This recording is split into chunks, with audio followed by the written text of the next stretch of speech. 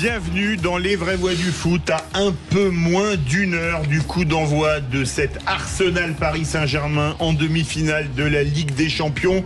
Et on espère que ça se passera mieux que l'an passé en demi-finale pour le Paris Saint-Germain. Et on a notre équipe au complet avec Guy Carlier. Salut Guy. Salut à tous. En forme? Ouais, super. Et puis la pression on a ce petit truc au creux du ventre qu'on a avant les grands matchs. On a ça depuis longtemps. Ah, il y a même la musique là. Ah oui, nous on connaît ça depuis des années, hein. Ça s'appelait encore la Coupe d'Europe des clubs champions. Ouais. Vous avez même connu la Coupe des villes de foire, vous, non? Non, ça quand même pas, mais pas très loin. C'était juste avant ma naissance que ça s'est. Ou non, peut-être c'est les années 60, ça s'est arrêté, début des années 60. Allez-y, présentez Galasso. Emmanuel Galasso qui est en pleine forme. Salut Emmanuel. Salut Philippe, ravi de vous retrouver. La pression monte. Oui, en plus il y a Max qui nous met une petite musique de Ligue des Champions. On n'avait pas besoin de ça. On a l'impression qu'on va rentrer sur le terrain. Oui. Alors Maxime Sénac qui ce soir joue à l'extérieur. Bonsoir. On va pas parler des Girondins de Bordeaux, mais il est supporter d'Arsenal, c'est bien ça? Exactement, je joue à domicile, on est à l'Emirates ce soir. Oui, c'est vrai, mais c'est quand même plus prestigieux de jouer Arsenal à l'Emirates que La Roche-sur-Yon. Tu vois ce que je veux dire? Ça a été une victoire, on m'a tout apporté ce week-end, je vois pas de quoi vous voulez parler. Et Quentin Fredon qui supporte le Paris Saint-Germain quand même.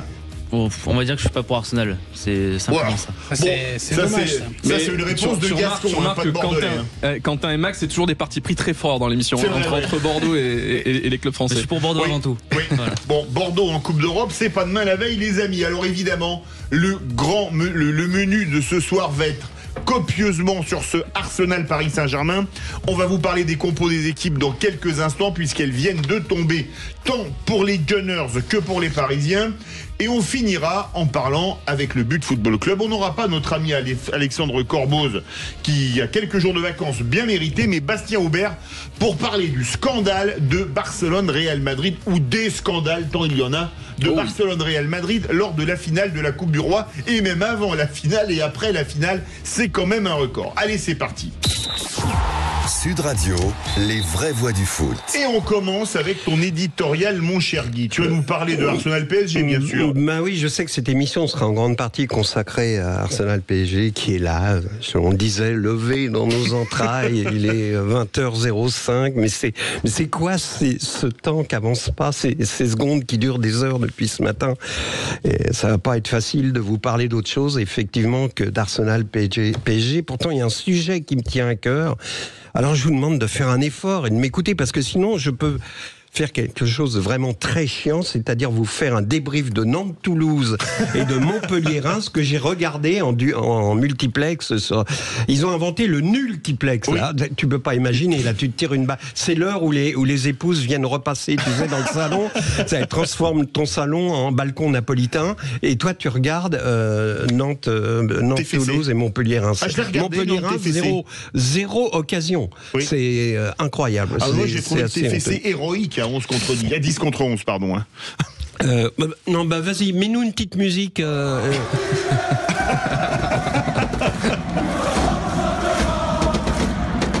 Voilà, c'était une purge, c'était une catharsis pour nous laver un peu de Montpellier, Toulouse, Nantes et Reims. Non, je voulais vous parler de ce match samedi soir, la finale de la Coupe d'Espagne entre Barcelone et le Real. Sur le papier, ça avait des airs de sommet du foot. Sur la pelouse, on l'a vu, c'est un combat de coqs sous amphétamine. Dans les tribunes, carnaval de posture, de tricherie. Bienvenue dans la décadence blanche. Le Real Madrid, ex-roi d'Europe, superstar mondial, aujourd'hui ressemble, vous savez, à ces limousines déclassées qui puent le vomi de touristes australiens low cost. Je sens bien que vous me suivez pas. Je sais que vous pensez au match de ce soir. Vous pensez à Vitinha qui a déclaré en conférence de presse qu'il n'était pas à son meilleur niveau, et ça vous bouffe le cerveau. Mais pourquoi il a dit ça, Vitinha? Revenons au Real. Cette irrésistible décadence du Real, de tout ce qui a précédé ce classico, tout ce qui l'a accompagné, tout ce qui l'a suivi, et cette scène de violence et de honte qui fait ressembler Santiago Bernabéu à un parking de centre commercial dans le 93 à la fin du match. Alors bien sûr, tout le monde a pointé Rudiger, l'ogre, le bourrin, sans élégance, l'inculte, sans éducation, sans limite, le regard noir, la démarche de videur de boîte de nuit et l'insulte facile. Depuis samedi, c'est devenu l'homme le plus haï du foot. Et pourtant, bon, il a envoyé un mot d'excuse aux médias. On n'est pas dupe. On sait bien que c'est l'avocat du Real qui l'a écrit le mot d'abord, parce que Rudiger, qui peut à peine aligner 2 mots à l'oral, est incapable de rédiger une phrase avec des mots de 3 syllabes, habitué qu'il est à s'exprimer par un langage corporel compréhensible par tous. Par exemple, quand il fait glisser l'ongle de son pouce sur son cou en regardant un joueur adverse, tout le monde comprend. Rudiger a une honte, bien sûr, il piétine la dignité et la noblesse du sport comme il piétine ses adversaires.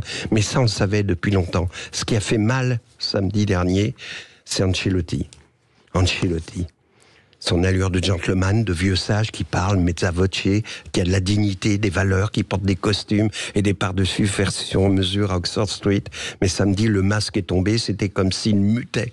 On l'a vu se transformer, on a vu ses mains mouliner, les voir s'agiter, ses vieilles mains pour montrer qu'il y avait pénalty, que Barcelone jouait la montre, ou pour faire l'essuie-glace pour dire non, il n'y a pas pénalty. C'était terrible. Ces rictus de haine, ce regard de mafieux napolitain réclamant un péno comme on réclame une dette de sang.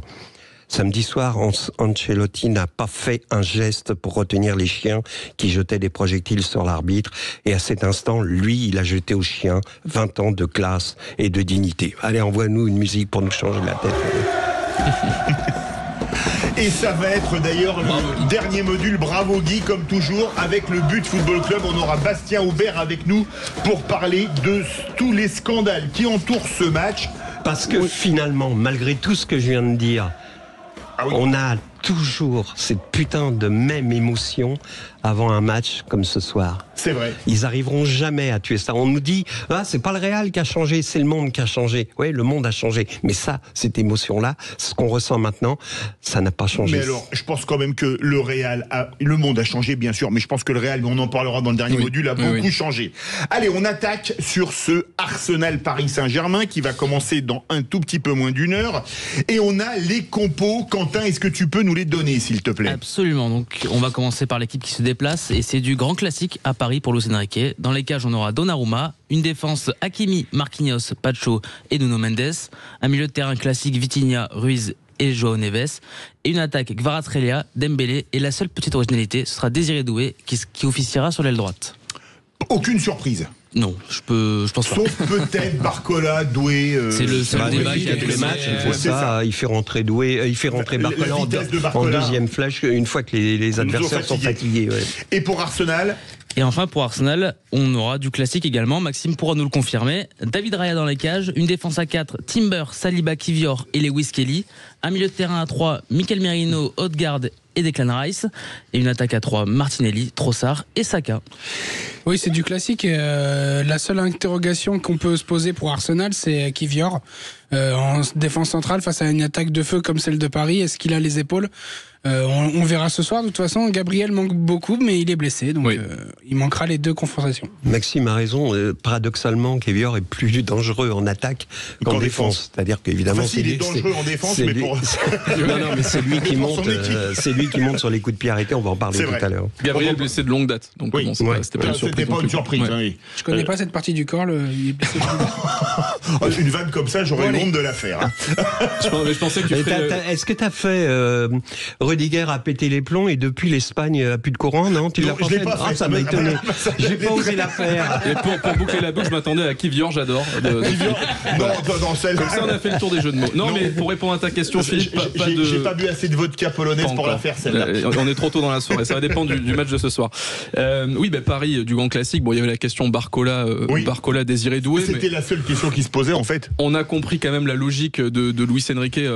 À quel moment il met l'un et l'autre. Bon, donc là, c'est cohérent qu'ils mettent plutôt Désiré Doué. Et comme on le dit quasiment tous les mardis de Ligue des Champions, on risque de voir Barcola rentrer à l'heure de jeu et jouer les troubles faits. C'est vrai que du côté d'Arsenal, il y a un grand absent, c'est Thomas Partey, qui est suspendu et qui, alors déjà, casse l'équilibre du trio avec Odegaard et Declan Rice. Il sera remplacé par Merino et surtout Declan Rice devrait descendre d'un cran et du coup, ça devrait réduire son influence dans la construction, le jeu jeu d'Arsenal. Donc c'est une absence de marque. Après, plus tard, on développera, on verra les forces et faiblesses en présence. Mais je pense que c'est la grosse info compo de ce soir. C'est l'absence dont on se doutait de Thomas Partey. Je voulais vous poser une question. C'est quelque chose qui reste dans mon esprit.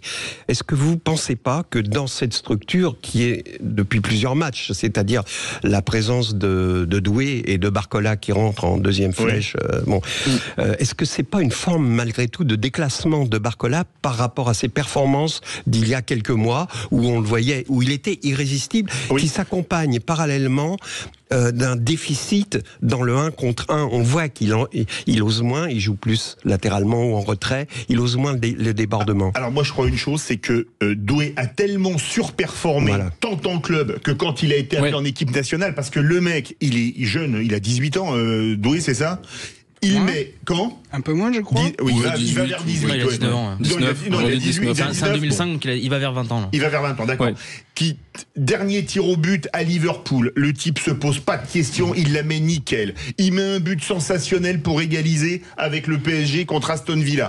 Au Stade de France contre la Croatie, il met le tir au but vainqueur encore avec un sang-froid pas possible. Moi, je crois qu'il a tellement superformé que c'est pas Barcola qui s'est déclassé, à mon avis, Guy. C'est l'autre qui est devenu un titulaire. C'est les deux choses. C'est les deux. Le plus de Doué, c'est que évidemment, c'est un homme aussi de débordement, un homme d'aile, mais qu'il est également capable, comme le fait Lamine Yamal à Barcelone, de faire des ouvertures de 30 mètres ou des transversales incroyables de 30 mètres dans les pieds de ses coéquipiers. Il a un sens du collectif que n'a pas par son jeu peut-être Barcola. Je pense que c'est les deux. C'est à partir du moment où Barcola commence à être moins performant, plus irrégulier, que Doué est passé de 5, 10, 15, 20 minutes de temps de jeu. Plus il a eu de temps de jeu, plus il a eu l'occasion de montrer son talent, plus il a pris confiance, tout ça. Donc je pense que c'est d'abord le déclassement et l'irrégularité, pour être moins méchant, de Barcola qui a laissé de la place à Doué. Mais ce qui est intéressant, vous remarquerez, c'est Kvara à gauche et c'est Doué à droite. À la place, Barcola à la base et ailier gauche. Absolument. Donc là, ça veut dire que Enrique, je pense, commence à réfléchir à un équilibre avec Dembélé en neuf, ça bouge pas, mais plutôt Doué à droite et Kvara à gauche, qui est plus à l'aise à gauche. Alors que c'est un mauvais signal pour Barcola. Ce qui est gênant, c'est que depuis quelques matchs, Kvara est moins performant depuis qu'il est justement sur l'autre aile, on va prendre qui n'est pas sa meilleure. Un auditeur supporter du Paris Saint-Germain qui nous a rejoint. Bonsoir Antoine. Salut l'équipe. Bonsoir Antoine. Qu'est-ce que tu penses de cette compo ? Pas de surprise globalement ? Non, il n'y a pas forcément de surprise et je suis plutôt d'accord avec vous sur Désiré Doué. Il a pris sa chance en fait. Parce que même c'est lui qui débloque offensivement. Il nous amène aussi cette phase de dribbleur, parce que c'est un vrai dribbleur. Donc pour créer des décalages et pas jouer que avec le collectif, ce qu'on fait bien cette année. Et je trouve que même défensivement, quand on est un peu à la peine, il est intéressant dans les replis défensifs pour couper les lignes. C'est vrai. Et c'est vrai où quand Barcola un peu chuté, lui là, il est venu mort de faim et il a pris la place. Donc j'espère que ça confirme, mais bon, on n'a pas assez de recul pour voir sur le long terme si ça va bien se passer. Mais à l'heure actuelle des choses, moi la compo elle me va, c'est notre bloc solide quoi. Bon, il n'y a pas de surprise. Je voulais poser une question. Guy a dit que Kvara était un petit peu en dessous ce dernier temps. Est-ce que quelque part ça explique, alors au moins en partie, la défaite contre Nice, la première en championnat le week-end dernier? Parce que désolé, le PSG joue sa saison pas contre Nice ou contre les autres matchs de Ligue 1, mais sur 4 matchs, ce soir, mercredi prochain, le retour, la finale de la Coupe de France contre Reims pour faire au moins le doublé. Et si ça se passe bien contre Arsenal, éventuellement la finale à Munich. Est-ce que quelque part aujourd'hui, les gars ils se disent bon, on va pas risquer de se blesser en jouant Le Havre, Nice ou le TFC, j'ai pas tout le calendrier du PSG dans la tête, et qu'on va vraiment se réserver pour les matchs sur lesquels on joue la saison. Oui, en fait, il y a eu à un moment donné ce fantasme de la saison des Invincibles. Mais t'honnête, t'allais parler de fantasme. Dès que je te vois, Philippe, j'ai des idées qui me traversent. Je connais un club qui a réussi cette saison des Invincibles. Allez, Arsenal 2003. C'est bon. Non, mais je pense qu'il y avait un peu cette chimère-là, mais Enrique, est-ce que c'était vraiment son objectif, cette saison d'Invincible? Je pense surtout que lui, il se programme pour gagner la Ligue des Champions. Ce qui s'est passé à Nice, ça arrive à tous les grands clubs, il faut pas en tirer des conclusions. Quand t'as un gros match, comme une demi-finale qui arrive et que t'en as à 3 jours, évidemment que tu fais tourner. Ceux que tu fais pas tourner, qui sont titulaires et qui s'attendent à jouer 3 jours après, ils se donnent moins. Voilà, c'est pas propre au PSG. PSG. Il faut pas tirer de conclusion sur le match de Nice, évidemment. T'es d'accord avec ça, Guy ? Oui, mais moi, vous avez vu que je suis parano complet. Je vous ai parlé d'une phrase de Vitinha, etc. Je voudrais avoir l'avis d'Antoine là-dessus. J'ai quelque chose qui m'inquiète, une espèce de... Comme si le PSG avait atteint, il y a... on va dire, après Liverpool, Manchester, etc., le sommet de la colline, et comme si depuis... ça se joue à des détails, des faits de jeu, ils ont toujours 80%, ils ont toujours 12 occasions, 20 buts, etc. 20 tirs, Mais on dirait qu'ils sont passés de l'autre côté de la montagne, comme le fait l'Inter Milan. Peut-être Manuel nous en parlera. J'espère que c'est pas un cycle qui redescend, quoi. Tu comprends, Antoine ? Qu'est-ce que tu en penses, Antoine, en tant que supporter ? Moi, je comprends que cette ossature-là, elle est assez jeune, en fait. C'est un groupe jeune. Donc, il peut y avoir des moments, là, comme Nice, en fait. Mais après, Nice, c'est pas une fin en soi. Les mecs, à leur âge, ils pensent pas à ça. Enfin, si on finit invincible, tant mieux. Mais entre guillemets, on s'en fout. Désolé, Antoine, je te redonne la parole, mais tu proposes au PSG de perdre tous ces matchs de Ligue 1 jusqu'à la 34e journée, de gagner la Ligue des Champions, mais ils sont prêts à en prendre 6 par match, les mecs. Non, mais bien sûr, mais c'est normal. Donc, oui, et puis là, on arrive dans les matchs intéressants. Donc, est-ce qu'on va voir ce soir ? Parce que pour moi, c'est le flou. Arsenal, voir ce qui va se passer, je ne peux pas pronostiquer. Mais ça tombe mal parce qu'on va te demander un pronostic tout à l'heure. Pas force mouillée. Tu penses qu'on est à l'abri de vagues comme à Villa comme à Villa ? Non, mais non, est-ce qu'il fallait même pas, moi, quand on gagne à domicile contre Villa, le retour, je sais que ça va être compliqué avec ce groupe-là. Villa, c'était invaincu à domicile, ça joue à 10 000. Enfin, on peut se faire peur. Et puis, on sait que dans les Champions, tout peut arriver, surtout avec Paris, même si c'est pas les mêmes joueurs. Donc, il faut pas sous-estimer. Donc, et là, Arsenal, c'est un groupe hyper solide aussi. On n'est pas non plus à agence touriste. On s'est trouvé un collectif, ce qu'on n'a pas eu depuis des années au Paris Saint-Germain. C'est vrai. Ça, c'est génial. Mais on n'est pas une équipe invincible comme le Barça l'était avec Guardiola. Voilà. Antoine, tant que tu es sur le grill, je te garde à cuisson.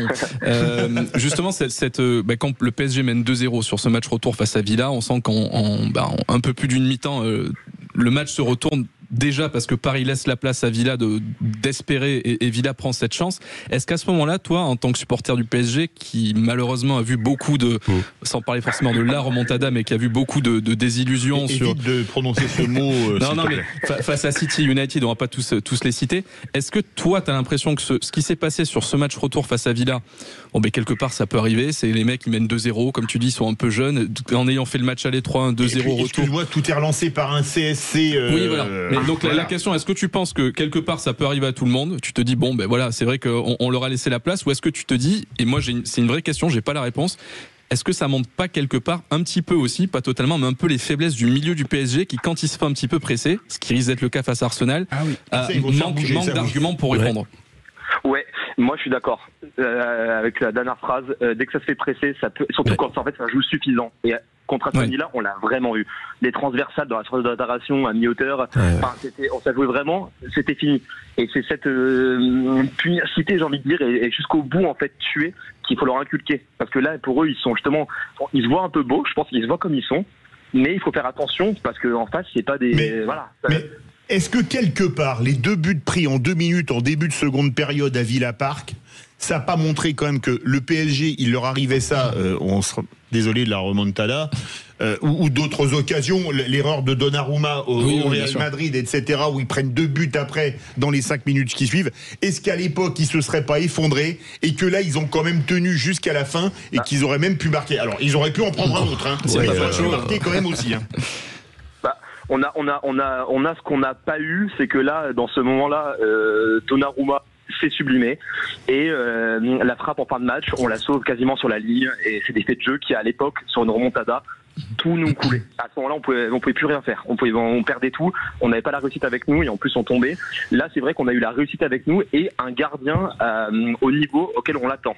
Oui, et juste d'un mot pour rebondir sur ça, après je te laisse parler, Guy. On a le droit aussi d'avoir un gardien qui nous sauve. Quand tu vois le Real de ces dernières saisons et Courtois, le nombre de fois où le Real prend l'eau pendant 80 minutes, arrive à se qualifier, on se dit c'est le grand Real, c'est la magie, mais t'as surtout un grand Courtois. T'as le droit aussi d'avoir un grand gardien. Et il y a toutes les équipes qui ont gagné la Ligue des Champions, à un moment donné, ont eu un gardien qui s'est sublimé, qui leur a sauvé 1, 2 ou 3 matchs. Ils regardent encore Liverpool, le fameux match contre le PSG. Hein. Oui.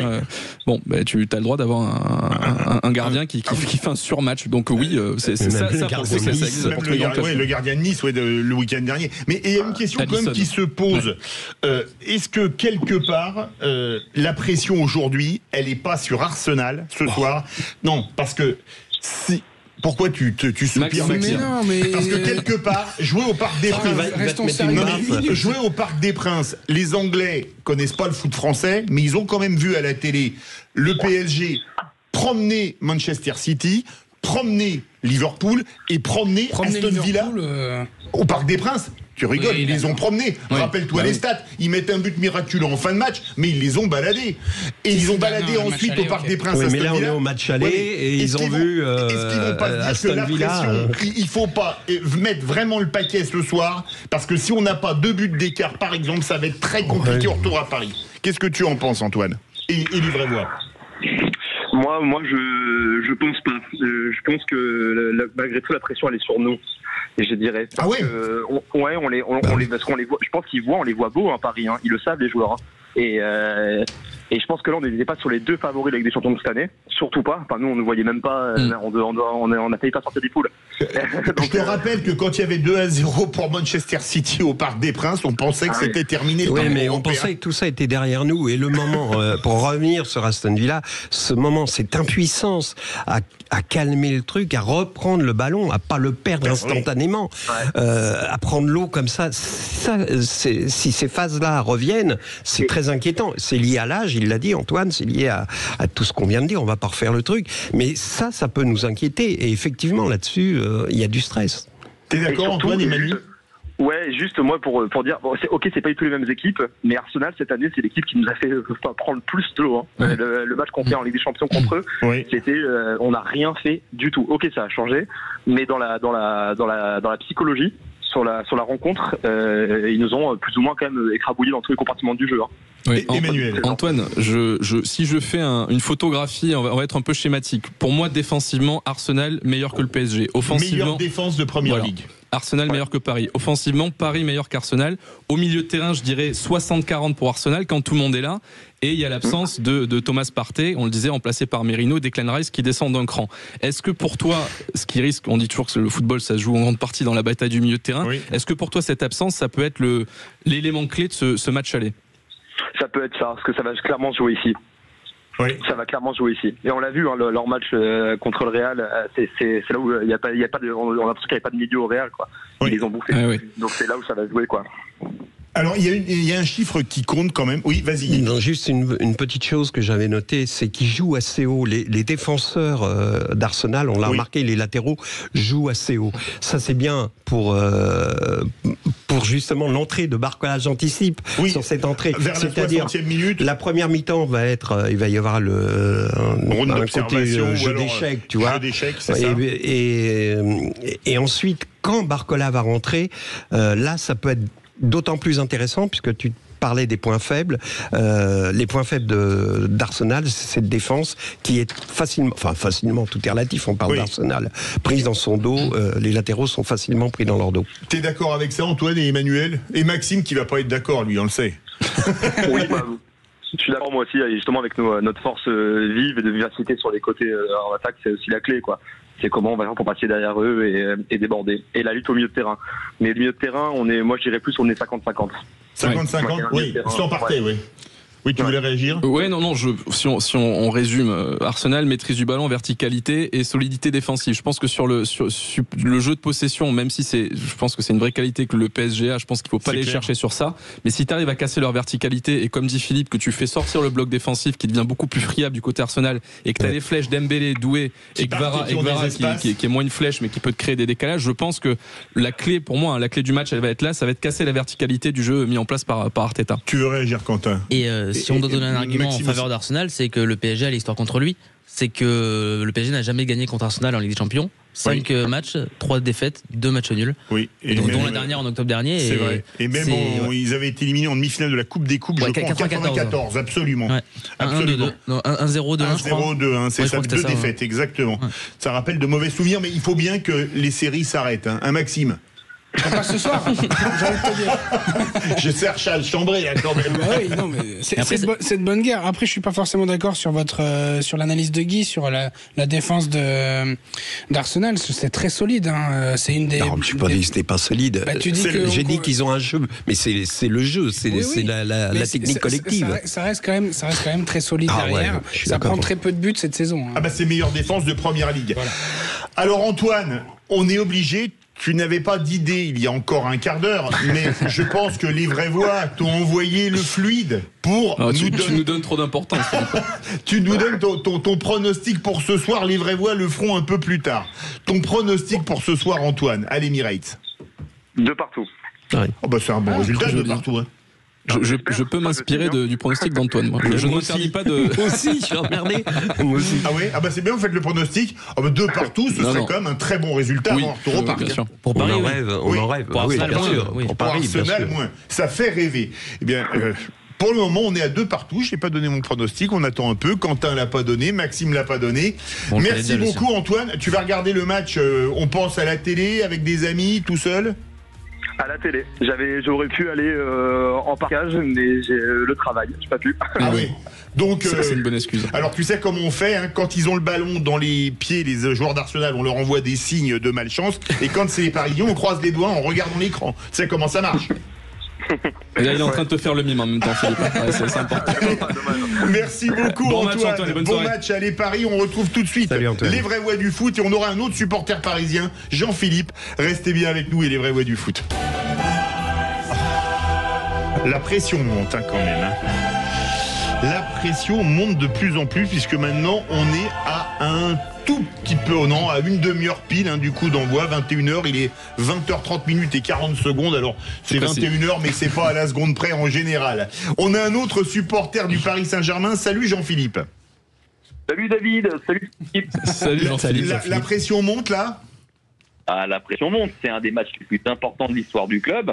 Parce que cette fois, on n'arrive pas avec, on arrive avec des certitudes. Et c'est très rare. En 2020, on avait eu, je pense, on avait eu un concours de circonstances qui nous a amené là.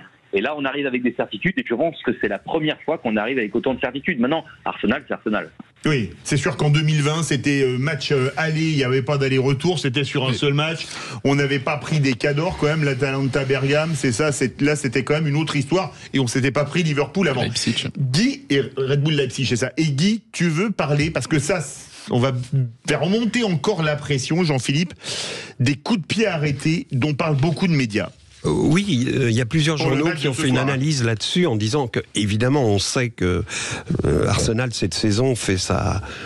Tout le monde parle d'Arsenal comme l'équipe marquant sur coup de pied arrêté, etc. Et la faiblesse, on souligne la faiblesse par opposition des du PSG sur coup de pied arrêté. Peut-être que le match peut se jouer là. Là-dessus. Donc dans la presse, on a trouvé des statistiques intéressantes, à savoir que, et c'est intéressant aussi dans l'approche des coups de pied arrêtés, à savoir que Luis Enrique a déclaré qu'il travaillait pas spécifiquement ce domaine-là avec les joueurs, et qu'à l'inverse, à Arsenal, ils ont un adjoint à Arteta, Oui. dont j'ai oublié le nom, je vous le donnerai. Jover, je crois, un truc comme ça. Voilà, Jover, ouais. Et qui ne fait que ça. Le gars, il est là depuis 2021. Depuis 2021, en Première Ligue, ils ont mis 68 buts C'est énorme. sur corner, la même chose sur coup franc. C'est-à-dire que aucune équipe de Première Ligue n'a fait mieux jamais dans l'histoire. Alors, paradoxalement, ils sont en difficulté sur les coups de pied défensifs. Adverse, voilà. Mais là, manque de peau, on n'a plus Thiago Silva. On n'a plus David Luiz. On n'a plus des gens comme ça. Marquinhos, c'est plus non plus le roi des airs. Mais qui est pas mal. Mais c'est plus qu'il était non plus. Donc voilà, je livre ça à votre sagacité. À votre sagacité. C'est intéressant de voir. On a vu que Rice avait marqué. Oui, 2 buts contre le Real à l'aller. C'est lui qui les tire. C'est lui qui les tire à droite. Oui. À gauche, c'est Odegaard et Rice. C'est un côté Odegaard et l'autre côté Alors Rice. c'est marrant parce qu'il les tire tous les deux sortants. Oui, sortant, oui. C'est ça. Il les tire tous les deux sortants et de la même façon. Ça, je parle de coup franc direct. Oui, absolument, bien sûr. Et alors le problème pour Donnarumma, là aussi,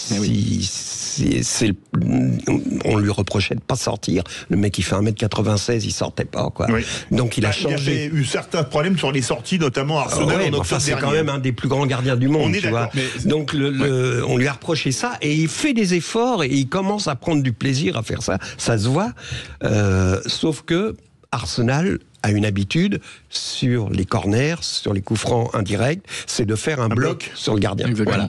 Et donc là, après, ça revient en deuxième ballon à un Trossard quelconque. Et justement, mais par rapport à ce que dit Guy, le PSG, c'est 38% de ses buts encaissés sur coup de pied arrêté. Donc, et si tu veux, t'as les deux forces. T'as la force d'Arsenal qui est la faiblesse du PSG. Donnarumma, c'est peut-être top 5 mondial sur sa ligne, mais dès qu'il sort de sa ligne, on dirait un enfant perdu dans la nature. Donc si tu veux, oui, les planètes s'alignent pas vraiment pour le PSG. Et ce qui est intéressant, c'est la philosophie des entraîneurs, où on a un obsessionnel, Mikel Arteta, des coups de pied arrêtés, qui, tu le dis, depuis 2021, depuis 4 ans, et ça lui a donné raison, a mis le paquet là-dessus. Et de l'autre côté, on a un Luis Enrique qui me fait penser aux Deschamps qui travaille pas les pénaltys. Lui, Luis Enrique dit on travaille pas les coups de pied arrêtés. Donc oui, c'est pour le coup plutôt inquiétant pour le PSG, cette différence d'approche des coups de pied arrêtés. Et on l'a vu face au Real, c'est ce qui a fait la différence au match aller. Bon, là, c'était 2 éclats des Declan Rice, donc il fera pas ça à tous les matchs. Mais évidemment, dans le football moderne, les coups de pied arrêtés, c'est une arme redoutable. Et puis je suis pas sûr que cette semaine ils aient pas travaillé les coups de pied arrêtés. C'est pas ça. Et puis rappelons quand même qu'après l'Argentine, on a travaillé les tirs au but. La preuve, on a battu les Portugais à l'Euro et les Croates en Ligue des Nations. Histoire de rappeler quand même un bon souvenir. Jean-Philippe, ça te fait peur les coups de pied arrêtés? Vous avez dit quand même beaucoup de choses là. C'est très complet. Alors déjà, moi, ce qui m'interroge, c'est Marquinhos. Marquinhos, j'ai bossé un peu pour vous là. C'est 2 buts sur les 2 dernières. Merci, c'est gentil.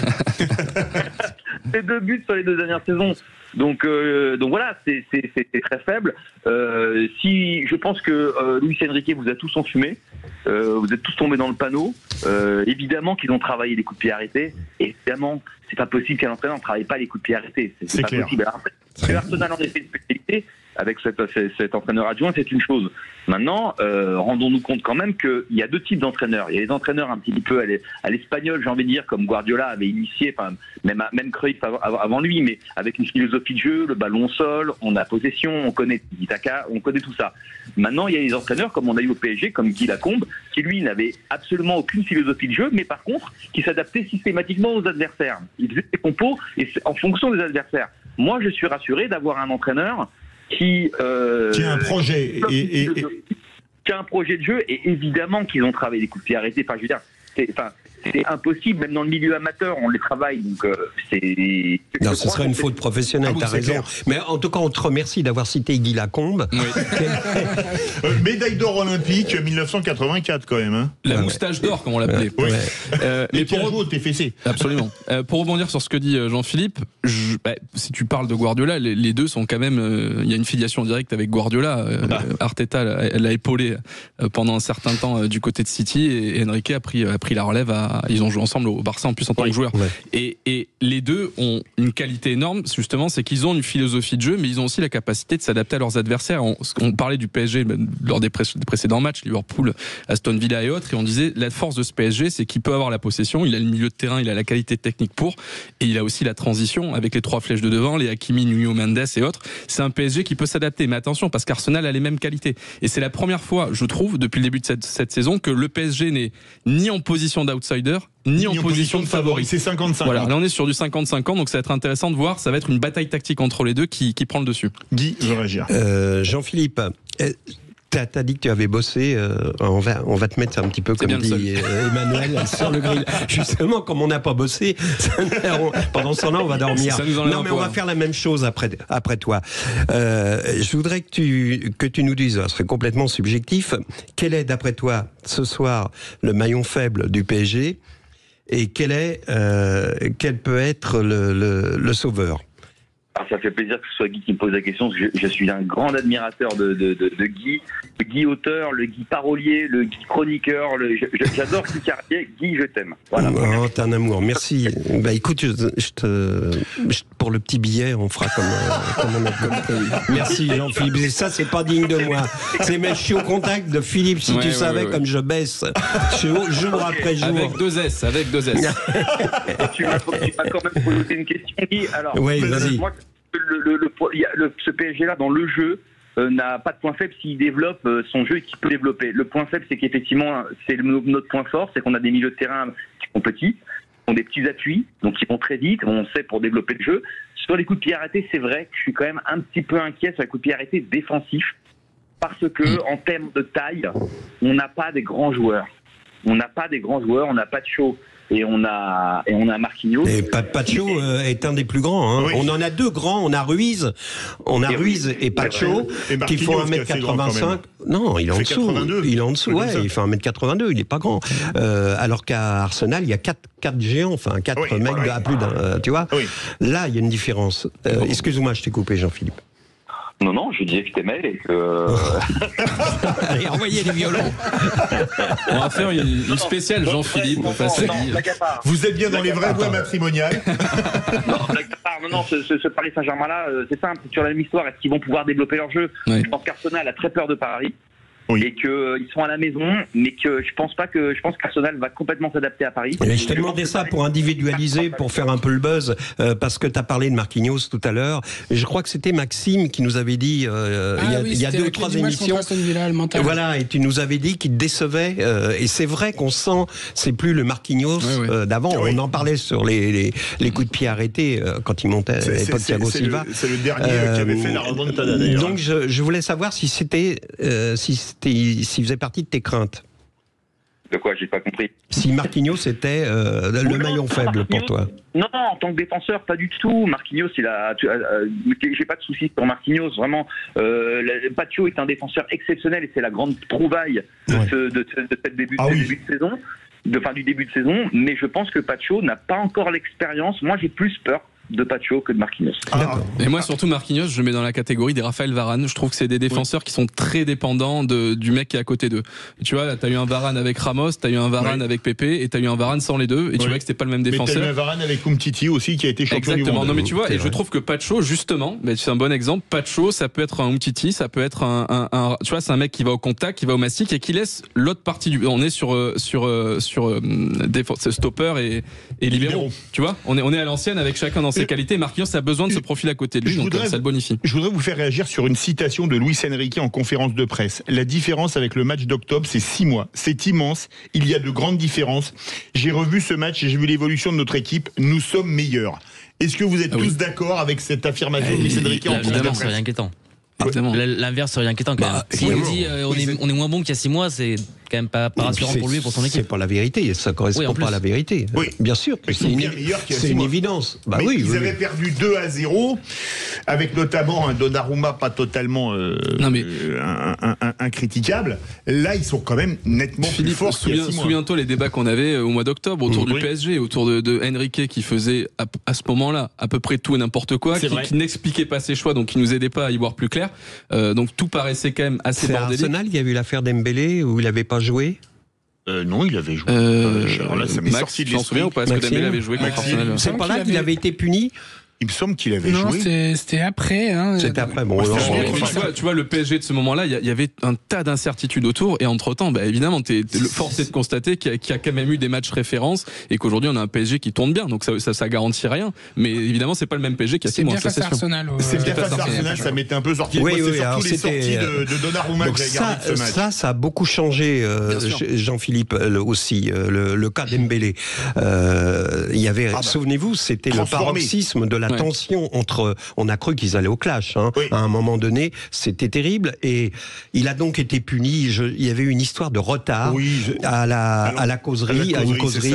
Et ça a été un prétexte pour Luis Enrique pour affirmer son autorité. À un moment où là, il était sur le fil du rasoir parce qu'il pouvait y avoir une contestation dans le vestiaire. Et Dembélé a été intelligent. Il a accepté la sanction. Il l'a pas ramené. et il est métamorphosé, quoi. Alors, il faut passer par là, Jean-Philippe, ton pronostic pour ce soir. On avait 2-2 de l'auditeur précédent qui s'appelait Antoine. Pour toi, tu mets combien ? Moi, j'ai très peur qu'on gagne. Parce que... Non, je vais expliquer pourquoi. Moi, je pense qu'on peut gagner 2-1. Mais match retour. J'ai toujours peur de gagner à l'aller et qu'on n'ait pas... bon, bref, j'ai la remontada, c'est les souvenirs. Mais je voulais juste dire une petite chose. C'est que je pense, on dit que l'équipe est meilleure qu'il y a 6 mois. Je pense que c'est le club qui est meilleur. Voilà. C'est intéressant, ça. Vaste programme. Alors, toi, tu avais dit 2-2. Manu, moi j'ai dit que le pronostic d'Antoine m'inspirait. Moi sincèrement j'hésite entre 2-1 ou 2-2. Je vais dire 2-2. Guy ? Non, je reste sur 2-2, mais ce qu'il a dit sur Jules, ça mérite quand même qu'on s'arrête une seconde sur ce qu'il vient de dire. Bien sûr que le club est meilleur. Bien sûr que même Nasser a laissé, on voit qu'il fait confiance à Luis Enrique. C'est quand même incroyable. Il lui laisse quand même les clés là du camion sur le plan, en tout cas du jeu. Il vient pas l'emmerder. L'autre a les mains libres. Les joueurs sentent que l'entraîneur a les mains libres, ce qui n'a pas toujours été le cas au PSG. Et il n'a pas d'ego à gérer. L'inconvénient, c'est une jeunesse d'équipe. Mais l'avantage, c'est qu'il n'y a plus les stars, les Messi, les machins à gérer, où tu fais de la diplomatie, comme disait Torrol, t'es ministre des Affaires... non, mais c'est ça. Oui. Ton pronostic, Quentin ? Je vois un 1-0 pour Arsenal. Et je parie que Maxime va avoir un pronostic du même acabit. Moi, je trouve que vous voyez vraiment Paris trop beau ce soir, et je vais dire 2-1 Arsenal. 2-1 Arsenal. Et moi, je vais me mouiller. Et après tout, je vais dire comme mes camarades, 2 partout. Tu vas te mouiller. Oh, t'es vachement mouillé. Il est trempé. 2 partout, voilà, c'est fait. Merci beaucoup, Jean-Philippe. Tu regardes le match comment ? Entre amis, à la maison, tranquille ? Avec ma femme. Ah ben, on la salue également. Et elle est supportrice du PSG, au moins ? Elle va répondre elle-même. Ah, bonjour madame. Supportrice de Paris ? Oui. Bon, l'hésitation. Quel est votre prénom ? Quel est votre prénom, madame ?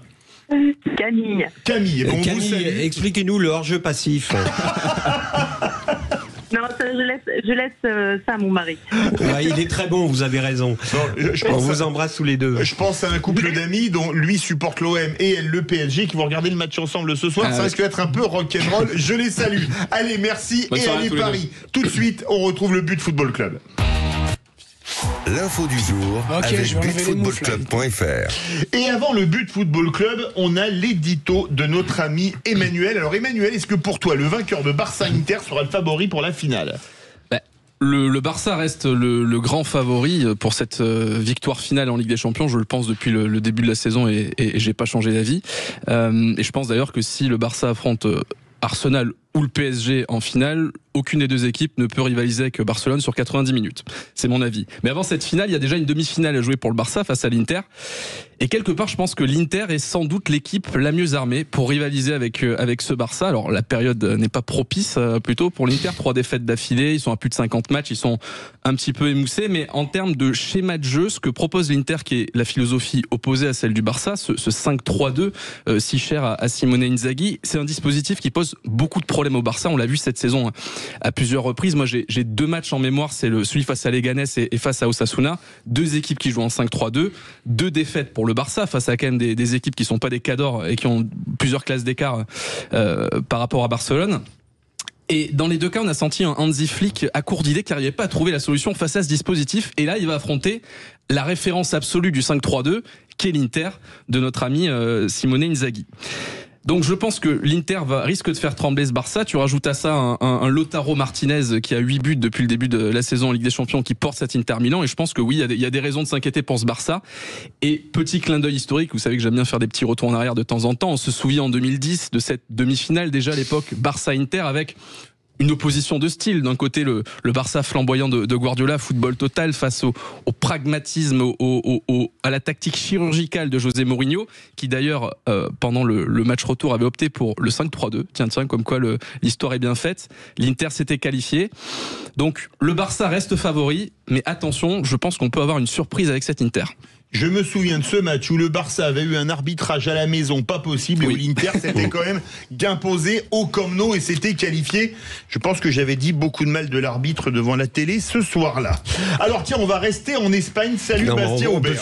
On peut quand même finir sur ce qu'a dit Emmanuel, avec évidemment, on est d'accord avec ça sur la saison de l'Inter, mais comme tu dis, là, il y a 3 défaites. Ouais, il y a 10 matchs. Depuis 10 matchs, ils ont perdu la tête de la Serie A. Je parlais d'un doute pour le PSG sur le cycle, c'est-à-dire le haut du cycle. J'ai bien peur que pour l'Inter, on soit... tout ce qu'il a dit est juste.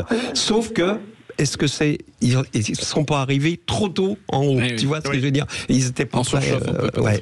Et là, ils sont peut-être cuits, ou je ne sais pas, parce qu'ils jouaient la Roma, je crois, ce week-end. Oui, ils ont perdu 1-0 à domicile contre la Roma. Absolument. Alors, on va rester en Espagne, où il y a de gros problèmes d'arbitrage. Salut Bastien Aubert du But Football Club. Salut tout le monde. Salut Bastien. Alors, au Real, rien ne va. Le comportement des dirigeants, le comportement des joueurs, même sur le banc de touche, le comportement de l'entraîneur. Est-ce que la Maison Blanche est en train de partir en brioche comme une meringue? La Maison Blanche, effectivement, est en train de brûler. Sur le plan alimentaire, la meringue, brioche, il faudra que tu m'expliques. Ça s'effrite, quoi, tu vois. Non, plus sérieusement, effectivement, cette saison, le Real Madrid est totalement à côté de la plaque. Je pense qu'on s'en est tous rendu compte lors de cette pathétique finale de Coupe du Roi. Alors sur le terrain, effectivement, c'était un bon match. Il y a eu avant la finale, pendant la finale et après la finale. Ça a été la totale. Ça a été la totale. Rien n'est allé dans le bon sens. Très clairement, le Real Madrid a complètement pris la finale par le mauvais bout. Alors, c'est compliqué de résumer un petit peu la situation en si peu de temps. Je dois juste dire, dans un premier temps, que le Real Madrid est tout à fait fidèle à sa ligne de conduite depuis quelques mois. C'est-à-dire que le Real Madrid se sent victime de l'arbitrage en Espagne, se sent victime d'un complot depuis l'affaire Negreira. Alors, je ne sais pas si vous vous rappelez de cette affaire qui a été un petit peu qui a complètement disloqué le système arbitral en Espagne. Negreira qui était soupçonné et accusé d'aider le Barça. Voilà, exactement. Et du coup, le Real Madrid pense que tout le système est vérolé. Alors, pour le coup, on ne peut pas leur donner totalement tort. C'est ça qui est terrible, parce que le Real n'est pas non plus le seul club à se plaindre de décisions arbitrales un petit peu aléatoires. Mais c'est vrai que sur ce match, il s'est allé beaucoup trop loin et le Real Madrid est vraiment passé pour un club un petit peu victime, et c'est quand même totalement hallucinant, sachant les institutions. Excuse-moi, après je donne la parole au vrai de voix. Quand tu vois l'arbitrage, il y a 2 pénaltys flagrants pour le Barça, pas sifflés. La VAR était parti boire une bière. Il en siffle un. Il va voir la VAR, il l'annule, et quand même, comment ne peut-on, ne pas expulser Tchouaméni pour son tacle sur Dani Olmo, Bien sûr. qui est mais une agression, il n'y a pas d'autre mot. De toute façon, l'arbitre de ce match était très clairement dans une situation très compliquée dans ce rôle d'arbitre, tout simplement. Rappelons qu'il avait pleuré en conférence de presse sur les insinuations odieuses d'avant-match. Le gars était en larmes. Vous voulez qu'on l'écoute pleurant? Exactement. On a le son. C'est juste horrible. Non mais on va pas l'écouter pleurer, c'est pas grave, je me fais chambrer. Alors Max, est-ce que t'as le son où on torture des chatons? S'il te plaît, j'ai envie de l'entendre, s'il te plaît Max. C'est le chaton qui miaule. J'ai fait extraire par Maxime le son de l'arbitre qui pleurait, parce que moi, désolé, ça m'a fait de la peine. Vas-y, reprends. On peut l'écouter si vous voulez. Vas-y, Bastien, vas-y. Un hijo tuyo va al colegio y hay niños que le dicen que su padre es un ladrón y llega a casa llorando, eso es muy jodido. Voilà. Quand je vais à l'école, quand mon fils va à l'école et qu'on lui dit que son père est un voleur, c'est fou, et après il se met à pleurer. Il dit non, avant de pleurer, il dit, et quand je pense que dans une radio française on va repasser ce son-là. Bastien, vas-y. Non, alors il faudrait peut-être aussi rappeler, alors je me fais un petit peu le porte-parole des supporters du Real, dont je fais partie. Il faudrait quand même rappeler à ce monsieur qu'il faisait un petit saut de cabri sur un but de Luis Suarez en 2015, me semble-t-il. Donc il est quand même très très pro-Barça, il faut quand même le savoir. Donc on sait que c'est lui qui arbitre les matchs de Real, on sait que globalement le club va se perdre. Mais ça reste un petit peu à la marge. Mais effectivement, le Real s'est complètement trompé de discours, très clairement. Il faut pas se mentir non plus. Guy et Emmanuel veulent réagir. D'accord. Là, c'est sur les incidents, sur ce qui s'est passé sur ce match-là. Sur le reste, ça fait 2 ans que le Real nous escroque. Entre les pressions sur les arbitres, entre l'absence de fond de jeu, entre un recrutement à paillettes qui donne une équipe complètement désorganisée avec Vinicius, Mbappé et voilà, c'est n'importe quoi. C'est-à-dire avec un trou au milieu du terrain. avec un recrutement mercato 2 points néant, alors qu'ils en avaient besoin, notamment en défense. C'est géré n'importe comment. C'est géré totalement sans queue ni tête. Mais surtout, sur le plan du jeu, le Real est à sa place en étant éliminé à ce stade de la compétition, et il aurait dû l'être depuis 3 ans. C'est ça. Bien sûr. Mais pour répondre à Guy, excuse-moi Emmanuel, il a tout à fait raison. C'est-à-dire que si on s'attaque au domaine sportif, il n'y a rien à dire. C'est-à-dire que le Real a fait un recrutement complètement raté, complètement déséquilibré. Tout le monde le sait dans le milieu du foot. Tout le monde pensait que cette saison serait ratée. Pour être tout à fait honnête avec vous, en Espagne, c'est pas forcément une surprise. Le Real s'est un petit peu appuyé sur une sorte de méthode Coué qui n'a finalement pas eu lieu, sauf par séquence, par-ci par-là, contre Manchester City notamment. Mais effectivement, cette équipe est arrivée en fin de cycle, elle est totalement déséquilibrée. Et un gros coup de balai se prépare cet été, croyez-moi. Emmanuel. Je trouve qu'il y a plusieurs sujets. Il y a un sujet autour de l'arbitrage en Espagne qui est franchement catastrophique. Mais ça fait 40 ans. Mais là, ces derniers temps, cette saison notamment non mais Philippe, sur les 2 dernières saisons, t'as 2 ou 3 réclamations par journée, et que ce soit le Betis Séville, le Celta ou le Real ou le Barça. Donc il y a une question autour de la qualité de l'arbitrage qui est pas bon. Ça, c'est un premier sujet. Je pense que tout le monde s'accorde dessus. Ensuite, en Espagne, t'as 2 mastodontes, le Real et le Barça, qui ont plus d'être 2 des peut-être 5 plus grands clubs du monde. En plus des différents historiques politiques très forts, il y a une détestation qui est immense, qui fait que, au-delà d'être champion ou pas champion, tu as une détestation des 2 clubs qui se sentent tous les 2 victimes, et ils le sont tous les 2 victimes des erreurs d'arbitrage, vu que l'arbitrage n'est pas bon. Mais ils le sont pas plus l'un que l'autre. Et ce qui rend le Real d'autant plus inaudible, c'est que quand on voit la pression que met Florentino Pérez sur les instances européennes quand il s'agit de l'UEFA ou sur la fédération espagnole quand il s'agit du championnat, je pense que le Real a plus eu si on fait l'historique sur les on va dire les 25 dernières années, a plus eu la balance qui penchait de son côté sur les erreurs ou sur les décisions arbitrales que l'inverse. Et enfin, la dernière chose, c'est que ce club qui est le plus grand club du monde de fait du point de vue de son palmarès, qui se veut être le club de la classe, et Florentino est un homme classe, qu'on le veuille ou non, il a ses défauts, mais c'est un mec qui a une certaine élégance. Mais depuis cette saison, je trouve que il a des slips propres. Ça, t'as des infos que j'ai pas. C'est à peu près tout ce que je vois de propre. Mais vas-y, continue. Mais je trouve que le Real cette saison est indigne de l'image qu'il veut renvoyer, et c'est en partie dû au sportif et évidemment aux mauvais choix qui ont été faits, mais rien n'excuse, il faut quand même le dire, rien n'excuse le comportement de Rudiger, Vinicius, Ancelotti qui nous a déçus. Mais quand on voit, parce que je me rappelle quand Vinicius se fait sortir à Valence, qui s'en prend à l'arbitre, je connais pas un joueur qui aurait pris moins de 5 matchs pour ça. Vinicius, il a pris seulement 2 matchs. Oui. Alors, notons également que notre ami Rudiger s'est fait opérer, je crois, aujourd'hui ou hier, d'un ligament, n'est-ce pas ? C'est-à-dire qu'il va avoir à peu près 6 semaines de convalescence, de remise en forme, c'est-à-dire à peu près le temps de sa suspension. Là, ça ouvre un problème, je dirais, juridique et éthique. Parce que normalement, si suspension il y a et il y aura, elle devrait démarrer après, parce que c'est quand même un peu facile. Tu vois, le mec, ça peut être même la porte ouverte à des trucs terribles. Donc voilà, là il y a un vide juridique. Quel est le problème par rapport à ça ? C'est pas une sanction s'il avait prévu de se faire opérer. Oui, tu vois. Non, mais il est suspendu, il va pas jouer de toute façon, donc. C'est justement. En fait, ce qu'il veut dire, Guy, c'est que si c'est que dans 2 semaines, il va se faire opérer. Ça fait 1 an qu'il retarde cette opération. Il aurait pu continuer, aller à la Coupe du Monde des clubs, etc. Il va rater donc la fin de saison, le temps de sa suspension. Il en profite parce qu'il est suspendu. Sinon, il pouvait continuer à jouer. Il n'a pas une rupture des ligaments, tu vois. C'est le parallèle avec tu sais, si tu prends 3 cartons jaunes en 10 matchs, t'es suspendu. T'as le fameux 9e match, tu en as 2. Tu sais que t'as un match qui compte pour 2 heures après et le grand match après. Tu te mets un bon carton jaune, une bonne faute tactique. C'est ce que faisaient certains en Ligue des Champions. Exactement. Mais je trouve que c'est soit remis à 0. Ça, à un moment donné, tu es obligé de prendre en compte qu'il peut y avoir du calcul derrière et que c'est pas très sport, en effet. Mais en tout cas, ils vont pas l'opérer du cerveau. Ils touchent pas le cerveau. Ils ont dit juste le genou.